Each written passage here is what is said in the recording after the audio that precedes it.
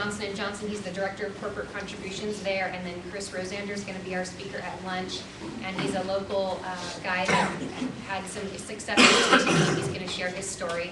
But our breakout sessions include information on CTE 2.0, our ROP coordinators are going to be doing a breakout on that. We're going to have a panel of exemplars in business and education partnerships. Linked Learning in Action, Porterville Unified is going to come and share information about what they've done there. We'll have a CTE legislative update. There'll be workforce investment board directors from 3 counties there doing a breakout on workforce development systems and some of their youth services programs. And then we're going to have a breakout. Suzanne and I will be talking about our new E3 network, which she's going to be sharing with you all in a moment, on how businesses can partner, and of course how you all as educational partners can join the network.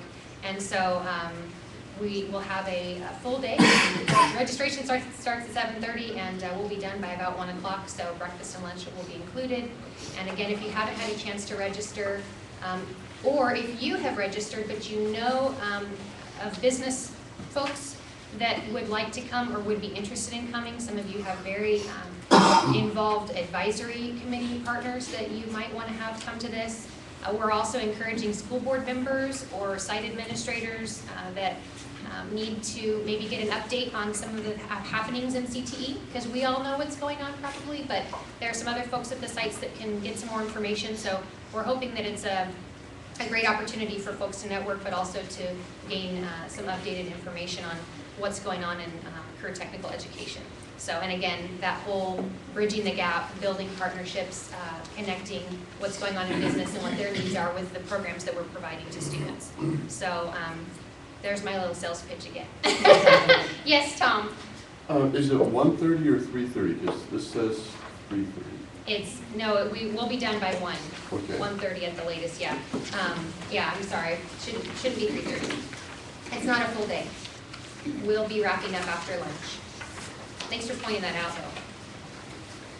Any other questions about CVCTE? And I want to thank those of you that are on the planning committee that have helped make that come together. Everybody's been really generous and helpful as far as contacting folks and contributing things, and so thank you very much for that. So we're looking forward to it.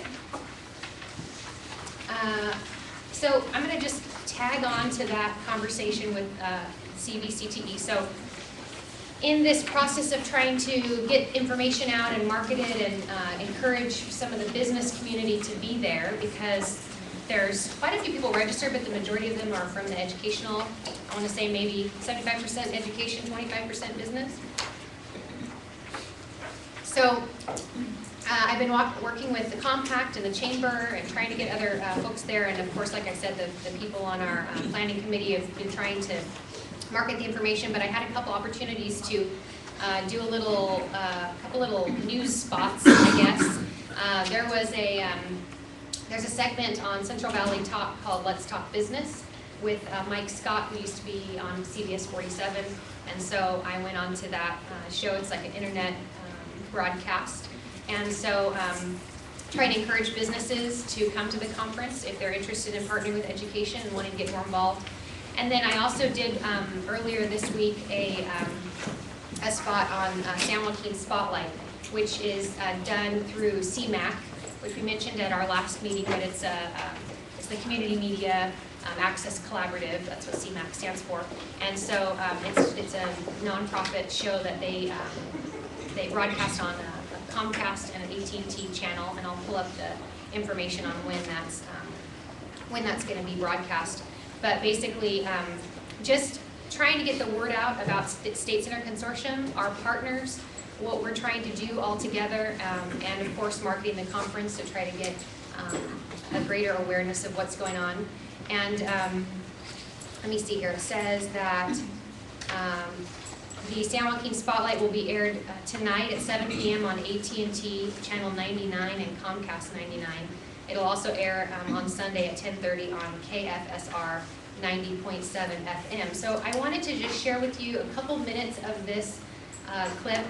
The host is Savag Tarosian. I know I'm going to pronounce that incorrectly, but I just want to share with you it's like a 30-minute interview, but I'm just going to show you a quick 3 minutes on some of the things we talked about, and we talked about all kinds of different things, but I wanted to just share with you a piece of what we did. So.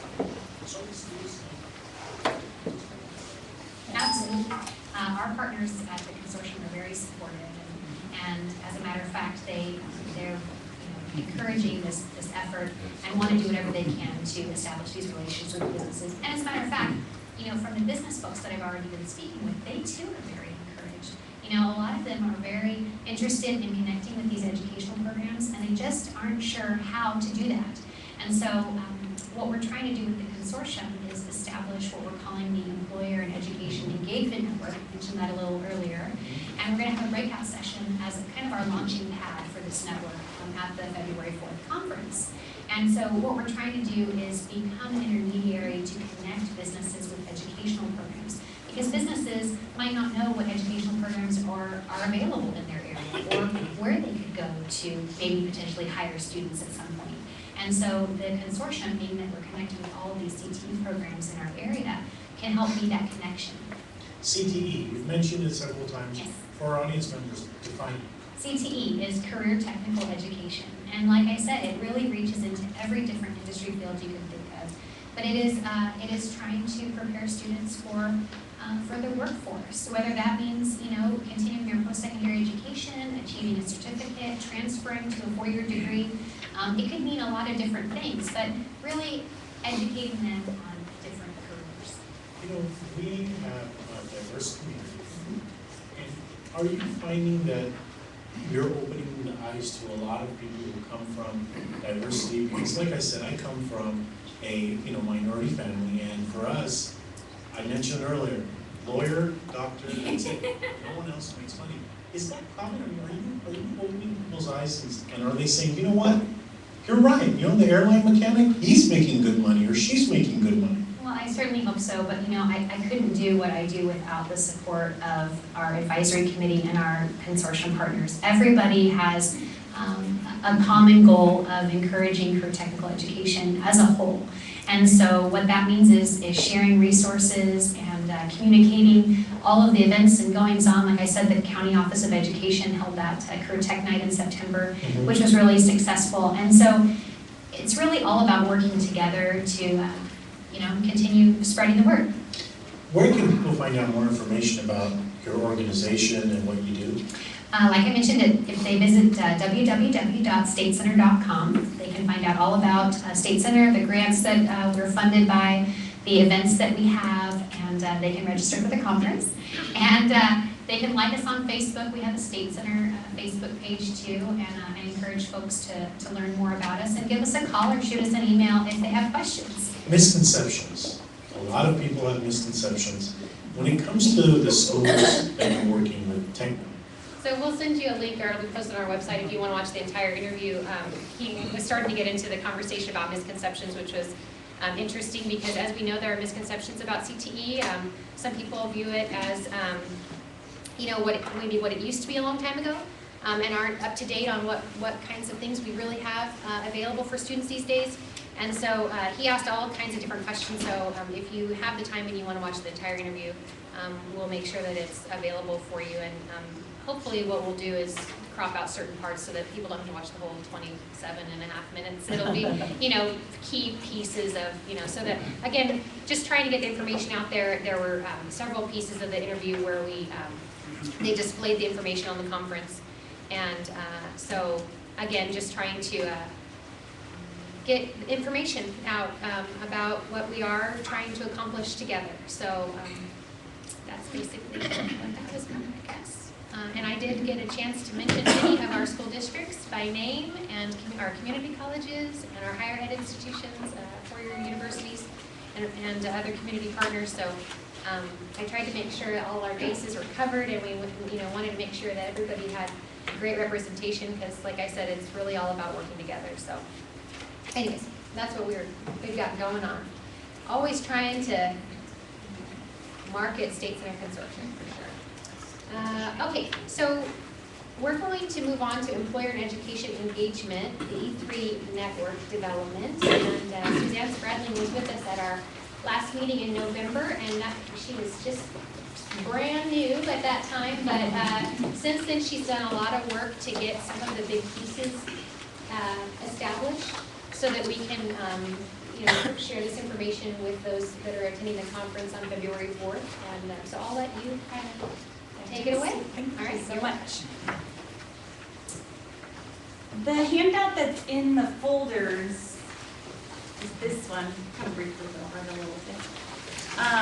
Thank you again so much for being here.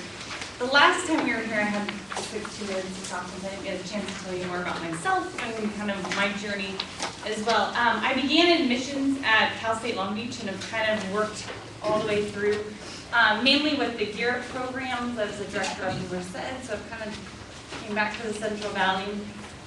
For the last 8 years, I was at Kingsburg High School and I was a college and career coordinator over there.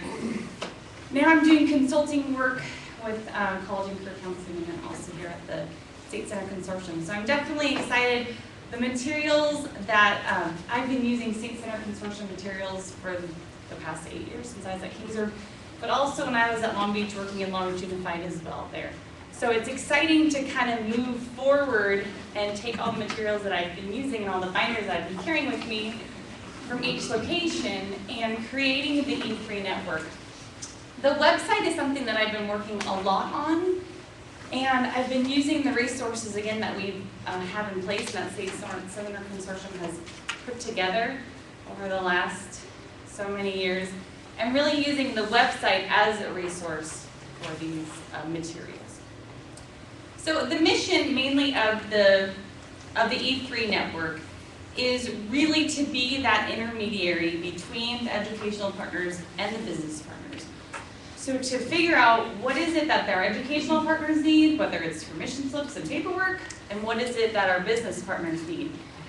And what we're finding is that, being that intermediary, being that middle person is hopefully going to help streamline and make this a seamless process and bring those two partners together.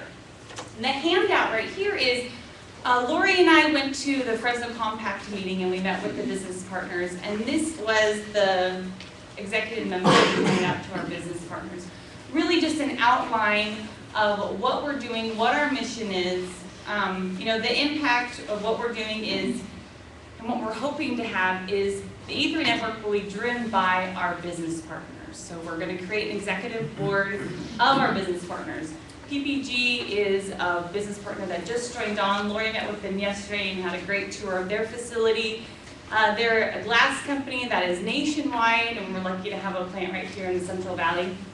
So they've joined on, and they really want to bring in our community college students in for internships. And they're willing to go out to our high schools and do career presentations and possible job shot opportunities. So it's a fantastic opportunity, and as Lori was telling me yesterday, they have been wanting to do this, but they weren't sure how they were going to do this and what is it that they were missing.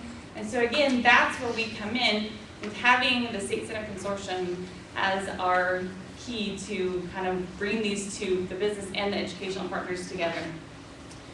We do have, what's exciting about the E3 network and what's written on the form is that we as educational partners, we have goals and what we want for our students, and our business partners do as well. The goals 5 and 6 that are listed on here, the Fresno Area Compact has STRIVE goals. And this is 5 and 6, they have 6 goals, but 5 and 6 are meeting exactly what we want to do here with the E3 network. They want to get the students graduating from high school, and they want to get them into a 4-year education based on career technical education. So it's fantastic that we're taking our goals that we've had forever, and we're taking the goals that the business partners have had, and we're joining them or partnering with them for the E3 network. As you'll see, the network structure really is very simple. We're keeping it with a career spotlight, which is just a career presentation, job shadowing, and then internship opportunities. When I worked at Kingsburg High School, I did a variety of career exploration days. And I would have loved to have a resource to call and say, hey, I'm doing a career fair on May 4th. Who can I invite? Who wants to come out? And that's what they would do with the E3 network. They would call the network coordinator and they'd say, hey, I'm having this event, who can I invite? And I would say, hey, well, we have PPG that would love to come out and talk. We have Harris Construction that would love to come out and talk. We have PG&E, St. Agnes, all these people. Here's the name and here's the number of someone that you can contact. It's a fantastic resource for your counselors, for your teachers, for your career technicians at your high school. You'll notice that there is a commitment portion to it, and the commitment is, there is a financial commitment that we're looking for businesses because we want that vested commitment from our business partners. We want them to take an active role in the E3 network. Again, it's driven by the business community. They're going to be the executive members, and they're going to make this happen with the E3 network, but we definitely need the partnerships of the educational side. So we will definitely be asking for you guys to partner with us as well. And because you are going to be the way that, you know, the students are going to get to the job shadowing opportunities. And so using the CTE courses as a pipeline, those students for our businesses. So at the conference on the 4th, that's when we'll be talking more about the partnerships and building those partnerships. Again, we'll be meeting throughout, again, at these advisory meetings, talking about building that partnership from the educational side and then also from the business side as well. This handout right here, you guys don't have it, but it is on our website, and it really is just a visual of truly what the E3 network and what our goals are. So having the network in the middle as that intermediary, and you're going to hear that a lot today, as that intermediary, but you'll notice we have our high schools, we have our colleges, our school districts, all our CTE programs, and then we also have all of our business partners. And again, really making that E3 network that seamless part of joining the two, the business partners and the educational side. I will go ahead and pass it over to Lori. If you guys have any questions, I would love to hear your questions or concerns, absolutely. I know that this has been done in the past. I know that creating a curriculum, I actually am very excited. I have not recreated anything, it's been fantastic. In 2001, the Investing the Futures curriculum was developed, and I love it. I carry those two big, huge binders with me wherever I go. They're in my car right now.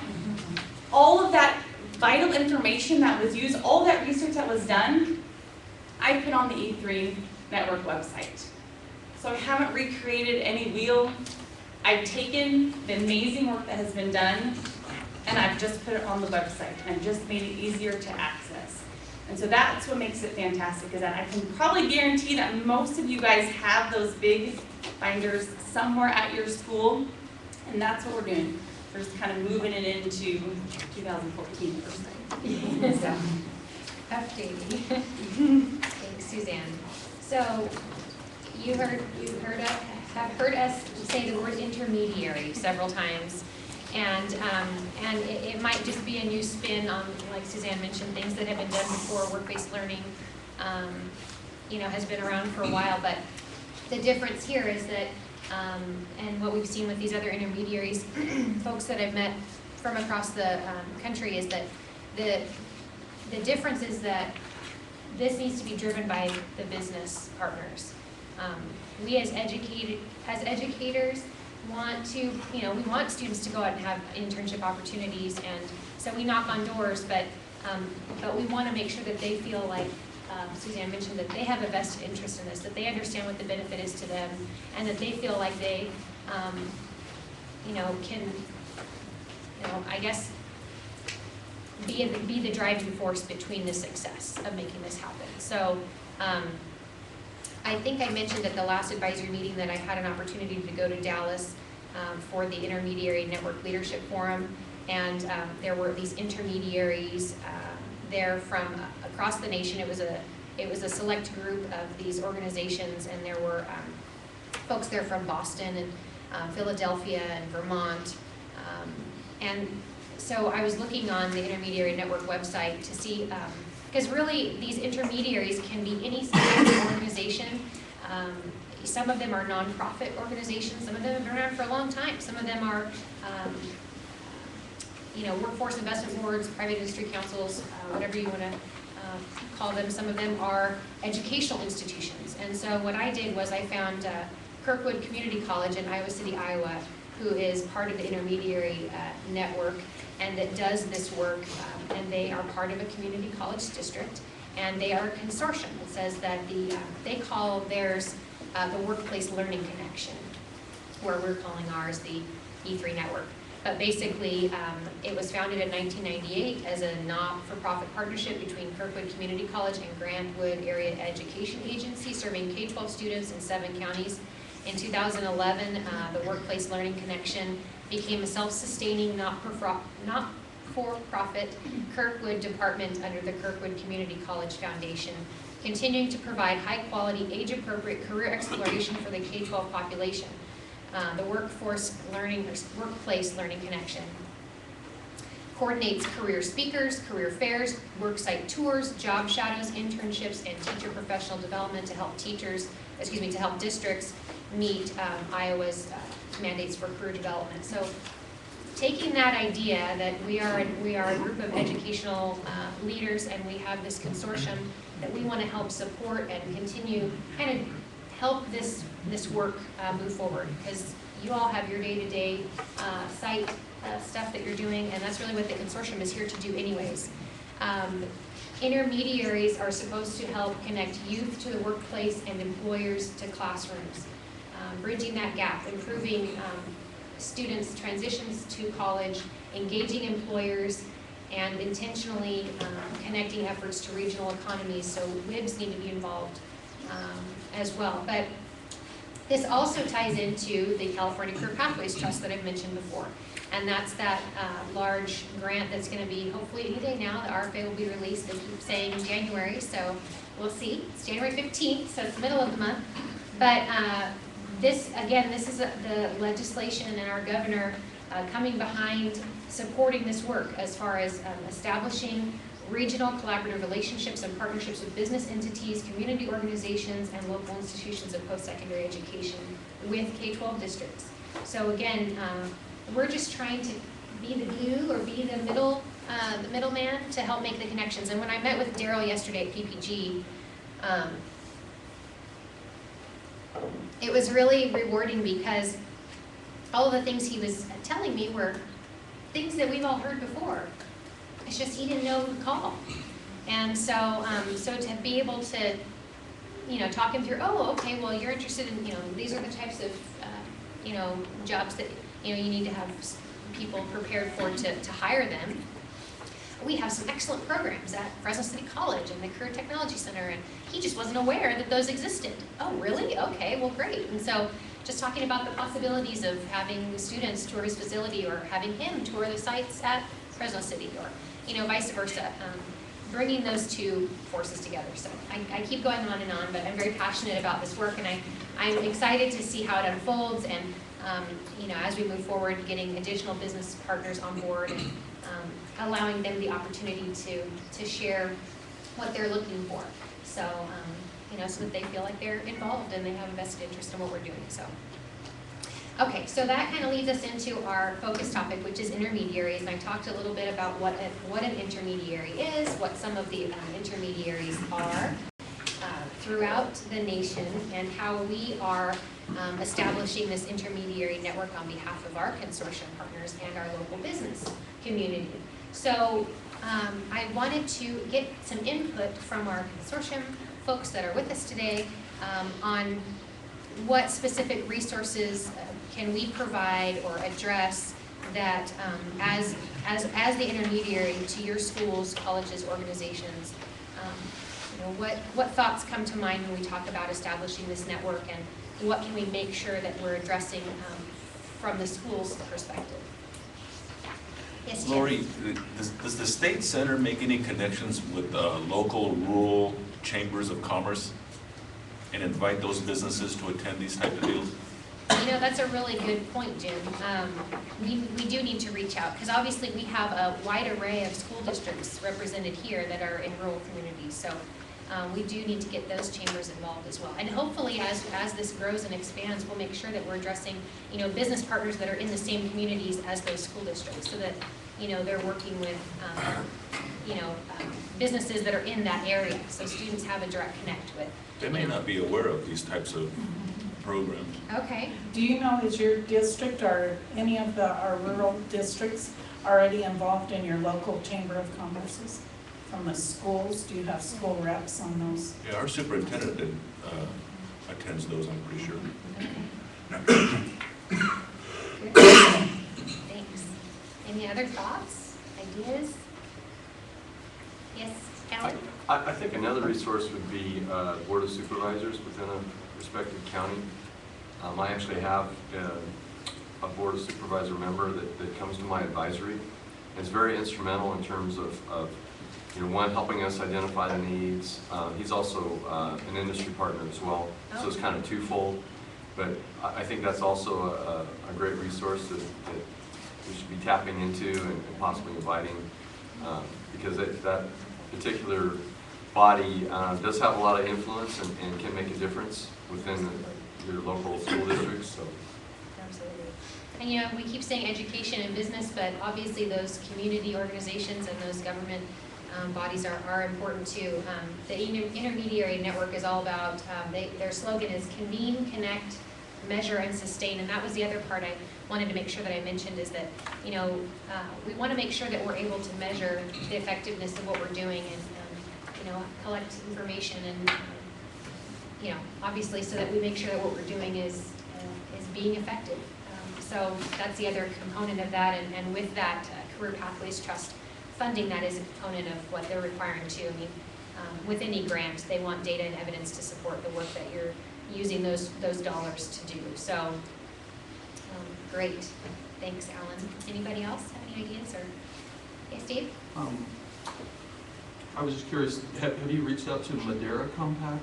Yes, I have. Right. And So, yeah. Fresno Compact is obviously the large player, but Right. Yes, definitely. I have attended one of their meetings, and then they have another one that I'll be going to, so I want to definitely increase my involvement with that compact as well, for sure. All right, any other thoughts or comments, questions? where maybe a silly question, but where do we stand now? I mean, how many businesses have we signed the dotted line or approached or yet? Actually, it's kind of neat because we weren't officially going to launch E3 until the conference. Oh, okay. And since we've been kind of priming these compact people with the information, PPG came to us and said, we want to be a part of this. Where do I sign? So he was very forward in jumping on board, and so that's really cool. So we're hoping that after the February conference that'll be an opportunity for people to say, yes, I want to join the network, and the website that Suzanne was talking about, she's still finishing up some of the last little things, but we'll be showing them that information and giving them the URL, and there's a page on there where they can join the network and put their information in so we can contact them. And as the schools, the districts, and the community colleges that are part of the consortium, we want to make sure that if you want to be involved in the network, I mean, just because you're part of State Center Consortium doesn't necessarily mean that you want to be involved in this work. And so if it is something that you're interested in doing, we want to talk more with you about having a more formal commitment. We would want to put your school district logo on that E3 district website, and then have a person at your site or your district that would be the contact. If a business came to us and said, we want to have 15 interns at, in these welding, then we would know what schools to call that have welding programs or whatever. So we want to encourage you to, if this is something that you want to take part in, that we kind of sign you up to, so to say. So that's what we're looking for. We just wanted to share information kind of from the educational perspective, what was going on and where we're at this point. So technically, PPG is the only official one that has committed, but Harris Construction has also been very instrumental in pulling all this information together, and so I know that that's just a step away. But I'm hoping that the conference will encourage, and we have quite a few folks signed up for that breakout session. So Lori, is at the conference where schools would connect with you guys as well? Yes, Anyone else to sign on yeah, as so well? schools can go to the breakout session, how to partner, and we'll have an opportunity for them to, yeah, be, like, join the network at that time together. So, Lori, are you going to, as you have your commitments from the businesses, are you going to delineate what your expectations are from them? Because just in the past, historically, businesses will, oh yeah, we want to, and then you can't ever get them to come into the classroom. So how are you going to kind of put the pressure on them? well, one of the big pieces is if they want to be an executive committee member, there is a financial commitment from them, which for businesses probably is not, actually Mike Spencer from Harris Construction said, this is how much money you ask. And they'll cut you a check, because they want to know that they have a stake in this, that they have a seat at the table, and that they're, this is being taken seriously. And I'm like, all right, whatever you say, you're the business guy, you know what you're talking about. But that's a part of it, but really, if they are part of that executive committee, then they are the ones that are saying, this is what we need to see. These are the programs, this is how students, what students need to be trained for, and hopefully, being that they're kind of have that main voice, that they'll stay connected. And at this point, we're kind of saying that membership would be on an annual basis, so each year we'd address that. But hopefully, as students are being connected, or as they see the benefits of students coming in, or maybe eventually being hired, that will encourage them to stay a part of the network as Two other well. elements is, because there is going to be an executive committee of business members, they have ongoing engagement. And ongoing involvement is one thing I noticed from working at the school level, that sometimes we hit them when we needed them, we knocked on the door when we needed something, but there wasn't ongoing involvement except for in unique programs. So hopefully this will establish that. The second thing is with Suzanne coordinating, then we also have a contact person, a go-to person that allows for both sides to have an avenue through which they can connect. There's definitely going to be a gold standard of commitment and expectation from the businesses, because again, we don't want businesses to just sign on and say, yes, okay, we want to do this. We want them to be committed. We want to have the school calls and ask for people. We want them to be able to attend their workshops and things of that nature. So again, that's kind of our different approach in this sense, is really pushing the business side and telling them that this is your network. We want them to really be the driving force behind this. Not necessarily as the educational side, but really we want them to be the driving force. So again, through the financial commitment, through the ongoing communication, as Shelley mentioned, I think those are going to be the key pieces. And again, just having that gold standard of commitment, them knowing when they sign on, on here it says on there when their commitment, what they're looking for. We're looking for ongoing sustainment. On theirs, it says they have to do a minimum of things per year. So there'll be some minimum requirements that they'll have to offer, whether it's an internship or just a career workshop and things like that. So, yeah. And the purpose of the financial commitment is what? How are those funds going to be used? Well, to support the work, and like I said, the business community wants to make sure that they have a vested interest in this. And so let's say we don't receive the Career Pathways Trust grant. We're going to need a way to support a coordinator of the E3 network. So depending on how many businesses are participating, that is a way for them to know that there's a person that's committed to doing that work and being that connection. So that it's a sustainability piece as well. On the business side, where we've talked about how we're looking at an actual written commitment, so it's actually signed on the dotted line. The other part of that on the education side is that we give back. Sometimes we knock on the door and we say, what can you give us? But in return, that we spotlight their business and the districts that they are participating in your particular department or division, so that when you have a family newsletter that goes out, or you have a district-wide communication that goes out. When you spotlight your business partners, they say, well, this is beneficial for us as well. So we want to look that there's a mutual commitment to this effort. And the beautiful part is we're just planting the new seeds for this. So we're on the ground level, and all of this input is really valuable as we start to see, okay, where are the gaps so that we can close those gaps, and where are the things that we know have worked. So we want to hear the successes that have worked so we can continue to build on those. And we thank you for your ongoing input to help us in that regard. Absolutely. And I want to point out too, Debbie, that the financial commitment is not necessarily for every business that wants to be part of the network. It's for those that want to be part of that executive committee, that want to have that seat at the table, so that that they're actually making that extra commitment to the network. But no, if there's a business, a local business that wants to be a part of it and have connections here or there, but not maybe have the ongoing feedback, or have so many engagement opportunities each year, whatever, they're welcome to do that. I don't want to make it look like that's required of everyone. It's just for those that really want to be Recognize. the leaders, right? The leaders behind it. Yeah, exactly. So, okay. All right. Great. Well, I guess we should keep on moving down the line here. So the old business section, review of events. So in December, we had a few events. Backed by popular demand, Mr. Mark Hammonds from the Fresno County Office of Education hosted a second Google Tools in the Classroom workshop for us.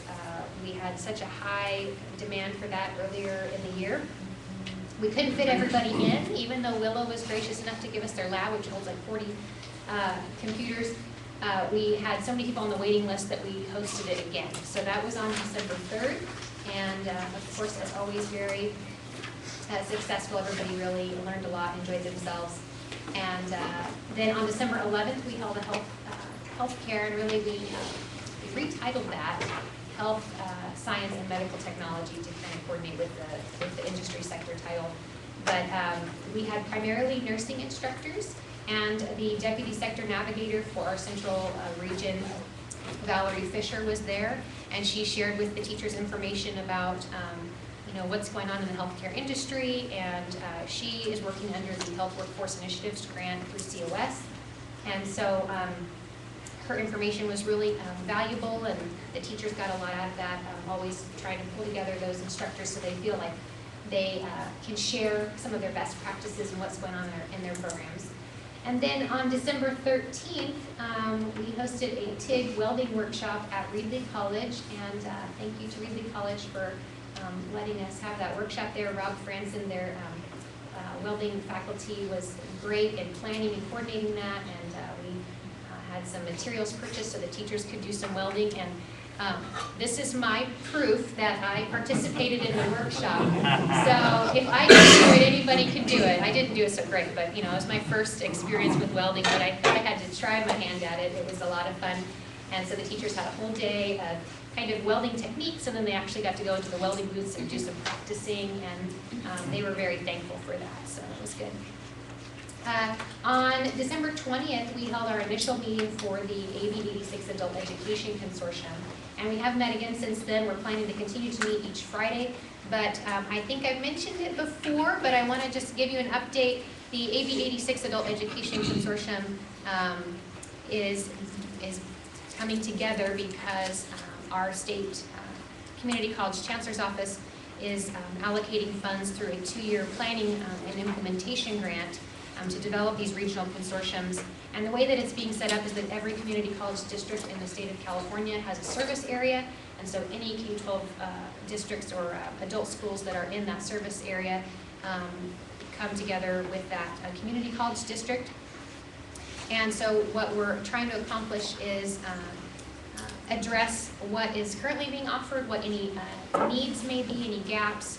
And so what we're trying to do at this point in time is get the application prepared to submit, which is due at the end of February, February 24th. And so our adult school partners, Dan and Patrick and Sally, are all part of that consortium. And like I said, we're meeting once a week to make sure we're addressing all the components of the project management plan that will have to be submitted at the end of February. And then the performance period begins March 5th. So we have a very tight timeline, and then the funding will be allocated. State Center Community College District will act as the fiscal agent, but the consortium really is a decision-making body, and we're setting up, decision-making processes and all of those components that will go into what will ultimately take shape as a regional comprehensive plan, and that's the work that will be done starting in March for the following 16 months. And that plan will be submitted back to the Chancellor's office. And so that's kind of something that we're helping do on behalf of our district and our consortium partners. It seemed like a good fit since many of our consortium partners, we already had that connection. So we're excited to help with that process, and we'll continue with that work as well. So I wanted to make sure I addressed that. Did anyone have anything to add regarding the AB 86 Adult Education Consortium? Okay, all right, good. I made sure I said everything I needed to say. So we have some job shadowing opportunities still available. This is for faculty and or teachers that want to go out into industry and refresh their skills. And that's all the way through next October, but that's the yellow handout in your packet if you have teachers interested. It's always a good opportunity for them. Sometimes they like to do it over the summer, but we still have plenty of those available. And then the scholarship applications are in green, and that could be for a variety of different things, career days, professional development, conferences, the Educating for Careers conference is coming up here pretty soon. So we wanted to make sure that we just reminded you of all those opportunities. So I'm going to hand it over to Efren, who is here on behalf of Anthony for Fresno ROP, and he's going to share some information about CT